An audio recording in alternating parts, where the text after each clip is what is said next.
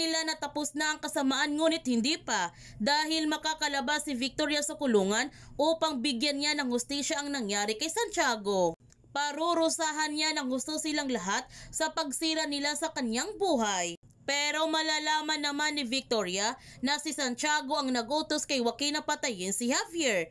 Dito na nga magsisisi si Victoria sa lahat niyang nagawang kasalanan. Finally, matatapos na din ang kanilang hidwaan at makakamit na nga nila ang tahimik na buhay na kasama ang kanilang minamahal.